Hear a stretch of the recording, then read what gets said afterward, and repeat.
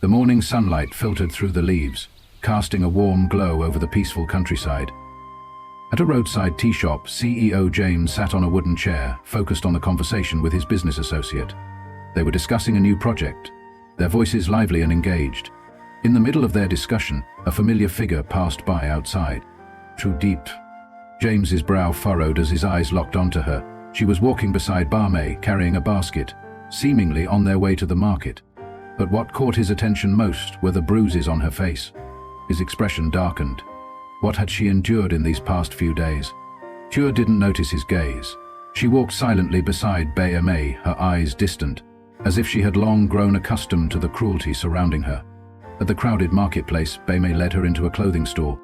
Elegant dresses lined the shelves, but Barmay picked up only one and turned to Ly Tu Diep with a sneer. "No matter what you wear, you'll never look good. Don't get any ideas." Laughter rippled among the other customers, their eyes filled with disdain as they glanced at her. Ly clenched her fists but remained silent. She had heard these insults too many times before. After buying clothes, they stopped at a small noodle shop. Barmay ordered 2 bowls of pho, but when the bowls arrived, one was filled with rich broth and generous slices of meat, while the other, Ly Tu Diep, was little more than noodles and plain broth. She stared at the bowl in front of her, her throat tightening. Even in the smallest things, Barmay never missed a chance to remind her of her worth in their family. Nothing. After finishing their meal, they stepped out of the shop. Suddenly, from behind, a firm hand grabbed Ly Tu Diep's wrist.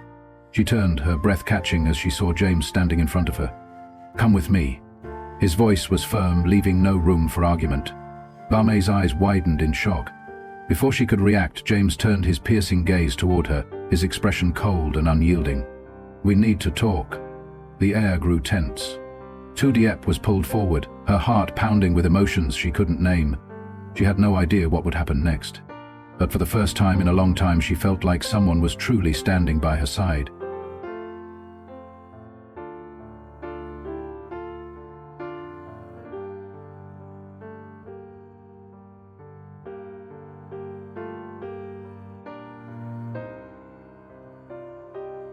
The morning passed in tension. James returned home to handle his business, listening to team reports and overseeing new project plans. Once everything was settled, he wasted no time and drove straight to the home of an old acquaintance, the village police chief. James sat down, getting straight to the point. "I need your help investigating Ly Tu Diep's situation. I'm certain she's being abused by her husband's family." He leaned forward. "Come with me to Barmay's house. I want to confirm what's happening." The officer paused for a moment, thoughtful, then nodded. Together they made their way to Barmay's house. "What are you doing here?" Barmay snapped, her voice sharp and annoyed. James stepped forward, his eyes cold. "I want to talk about Ly Tu Diep. I know she's being abused, and I won't let it continue." Barmay let out a mocking laugh, her eyes filled with contempt. "She's our daughter-in-law. She has to work to pay off her debt. That's our family's business. It has nothing to do with you." The police chief's voice turned firm. "If there's abuse, it's no longer just a family matter. I need to verify it now." But Barmay remained defiant. "You got proof? If not, stop stirring trouble in my house." James clenched his fists, but knew there wasn't much he could do in that moment. His eyes swept the house, searching for Ly Tu Diep, but she was nowhere in sight. Without wasting more time, James left with the officer. But he already had a new plan. He drove them to the home of Kien, the man who had once sold Ly Tu Diep to the Pao family. When they arrived, James didn't hesitate.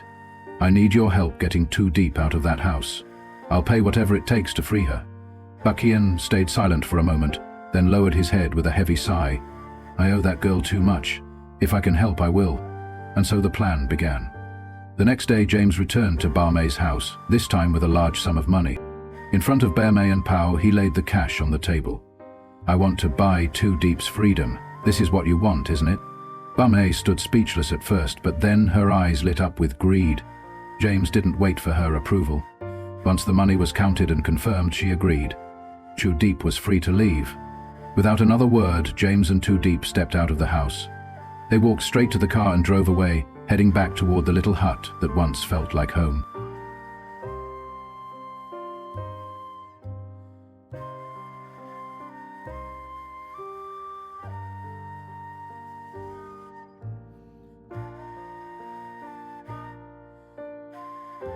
Leaving Barmay's house and walking toward the car, Tu Diep clutched a small dog tightly in her arms.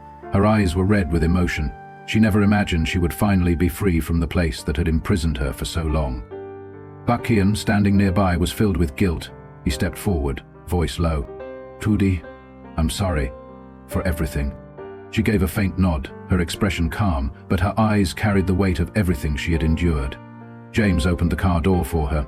His eyes held a trace of worry, though his face remained composed. Tu Diep stepped in, her legs slightly trembling.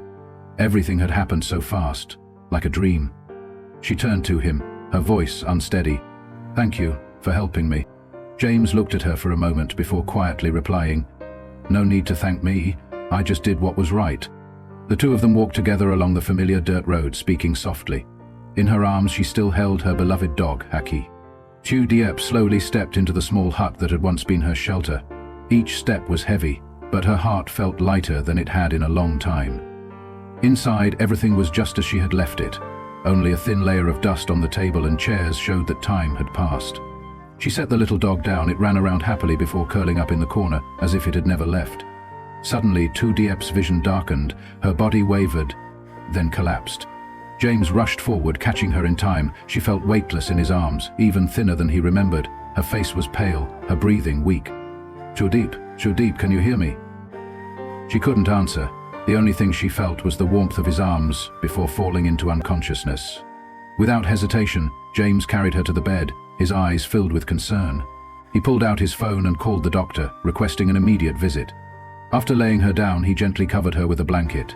His expression softened, but his mind was racing. A short while later, the doctor arrived and checked her pulse. He looked over at James, speaking calmly. "She's suffering from severe exhaustion due to overwork. She needs rest and proper nutrition."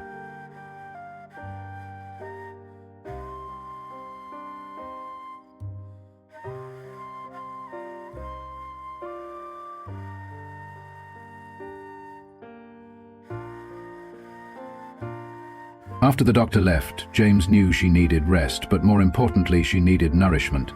He left the hut and drove to the small market near the village to buy some food. At the market, his eyes scanned the stalls quickly.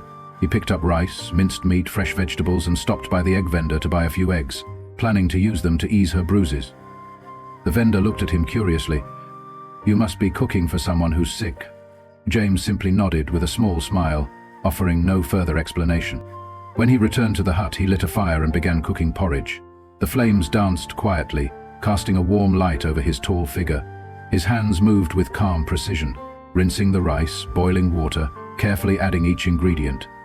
No one would have imagined a man like him, a CEO, sitting by a wood stove stirring porridge. But tonight he was willing to do anything so Tu Diep could have a warm, comforting meal. It was late by the time Tu Diep finally woke up. She slowly opened her eyes, stared at the wooden ceiling for a moment, then pushed herself up. Hunger gnawed at her stomach, but what surprised her most was the sight of James sitting by the fire, cooking porridge. But she didn't know what to say. James noticed she was awake and immediately stood up, walking over to the bed. Seeing her strong enough to sit up, he let out a quiet breath of relief. "If you're awake, you should eat something. Don't keep pushing yourself like this." His voice was gentle, but there was a hint of concern behind it. Tu Diep lowered her head, her fingers clutching the blanket. She had never been cared for like this. The feeling was strange, unfamiliar. James didn't give her a chance to refuse. He sat beside her, scooped up a spoonful of porridge, blew on it, then held it out to her. "It's still hot. Eat slowly." Tu Diep stared at him for a moment, then took the spoon. The warmth of the porridge slid down her throat, soothing her with every bite. It was simple, but it tasted like kindness. After she finished eating, James took one of the boiled eggs and gently rolled it across the bruises on her face. His hands were steady, his movements soft. The tenderness of the moment made her eyes sting. When he was done, James set the egg down on the table, looked at her with quiet resolve. "Now, get some sleep.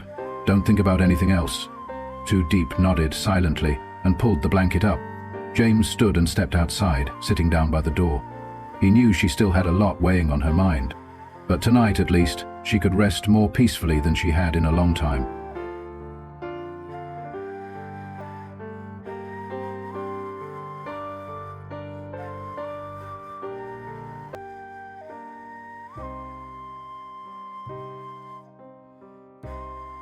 In the early morning, Tu Diep stirred gently, opening her eyes after a long sleep. Her body felt lighter, though a hint of fatigue still lingered.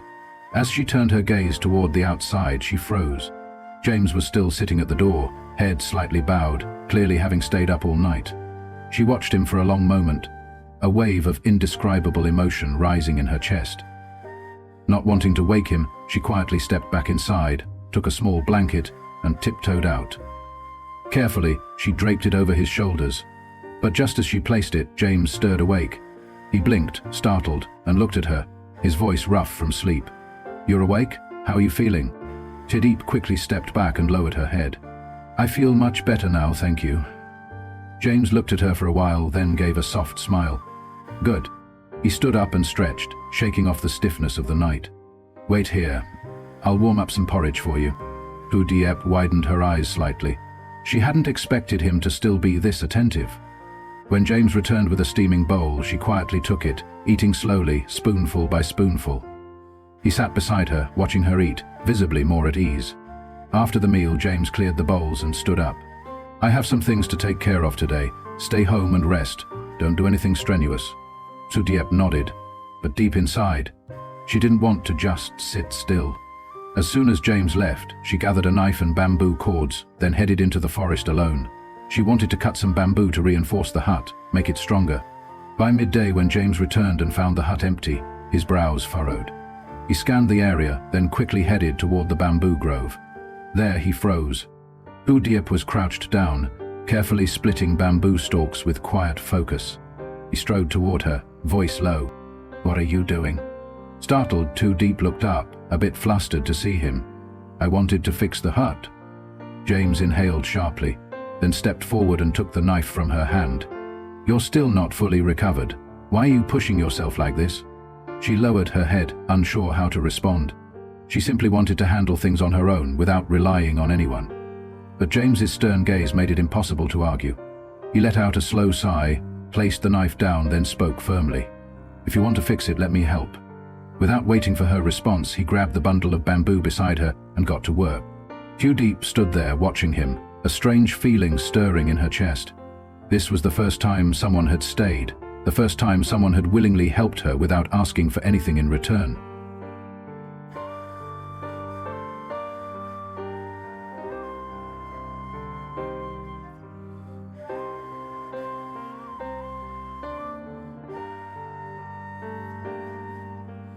Ngày khi cảm giác ngọt ngào ấy len lỏi trong vào lòng, nỗi tự ti lại trỗi dậy như một con sóng dữ. Mình là ai mà dám yêu anh ấy? Một người phụ nữ nghèo khổ, từng bị chồng bỏ rơi, không cha không mẹ, mình không xứng đáng.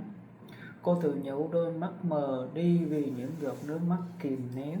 Diệp bước chân ra, đôi tay gầy guộc ôm lấy mình để xua đi cái lạnh của cơn gió sớm. Cô cúi xuống nhìn Haki, chú chó đang bẫy đuôi bên chân cô, và mỉm cười yếu ớt. Haki, bạn đã đói chưa? Cô hỏi với giọng dịu nhẹ nhàng như nói với một người bạn thân thiết. Cô lấy chút thức ăn căn bếp nhỏ xuống, đặt xuống quan sát Haki, ăn ngấu nghiến với đôi mắt long lanh. Nhìn chú chó, cô cảm thấy lòng nhẹ nhõm hơn một chút, nhưng nỗi dây dứt về giam vẫn không ngừng gõ cửa tâm hồn cô.